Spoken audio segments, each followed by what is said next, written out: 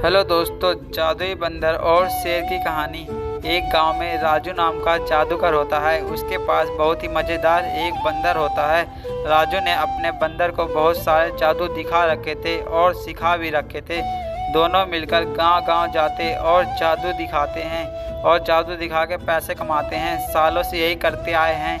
एक दिन बंदर के मन में विचार आता है, क्यों ना मैं भी बाकी जानवरों की तरह होता तो इसे छोड़ के यहाँ से भाग जाता।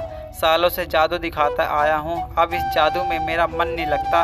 क्यों नहीं, अब मेरे समझ में नहीं आता कि ये राजू मेहनत क्यों नहीं करता, क्यों नहीं मेहनत करके पैसे कमाता, जादू ही दिखा के पैसे कमाता और जादू मुझसे ही दिखवाता।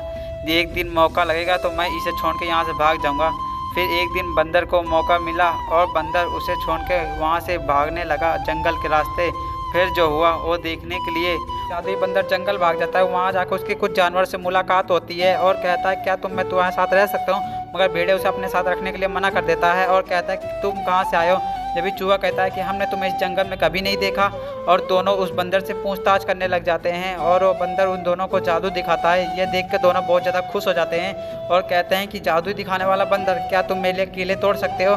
जब भी वहाँ पर एक और बंदर आ जाता है और वो बंदर जादुई बंदर से मिलता है और जादुई बंदर उस बंदर के लिए पेड़ से केले तोड़ के उस बंदर को दे देता है। ये देखकर वो बंदर बहुत ज़्यादा खुश हो जाता है और उस बंदर दूसरा कहता है कि क्या तुम मेरे दोस्त बनोगे?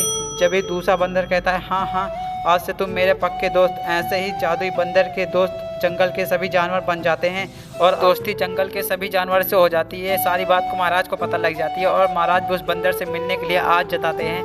जब भी महाराज के कहने पर उस बंदर को महाराज के पास बुलाया जाता है और वो बंदर महाराज के पास पहुंचता है तो महाराज कहते हैं कि मैंने तुम्हारी बहुत चर्चा सुनी है, तुम जादू दिखाते हो, कोई बात नहीं, ठीक है, मगर तुम हमारे जंगल के लिए कोई खतरा तो नहीं हो? अपने बारे में कुछ सफाई देना चाहते हो? जब भी वो बंदर कहता है, हाँ महाराज, मैं आपके जंगल के लिए कोई खतरा नहीं हूँ, मैं तो यहाँ आके बहुत ज़्यादा खुश हूँ। सालों से इंसानों के बीच में रह के मैं तो ये भूल ही गया था कि जंगल में रहा कैसे जाता है। अगर आप मुझे इजाज़त दें तो मैं आपको बहुत अच्छे जादू दिखाऊंगा जो मैंने इंसानों से सीखे हैं। फिर महाराज उसे इजाज़त दे देते हैं। कह रहा था कि महाराज, आपसे कोई मिलने आएगा तो मैं उसे जादू दिखा के मनोरंजन करूँगा। ये सब सुनकर महाराज बहुत ज़्यादा खुश हो जाते हैं और उस बंदर को रहने के लिए एक नया घर भी दे देते हैं और उस बंदर से कहते हैं कि आज मैं तुम्हारी बातों सुन के बहुत ज़्यादा प्रसन्न हुआ। आज से तुम मेरी सेवा करोगे और इस नए घर में रहोगे और जो कोई भी मुझसे मिलने आएगा तुम उसका धूमधाम से स्वागत करोगे और अपना जादू दिखा के उसका मनोरंजन भी करोगे।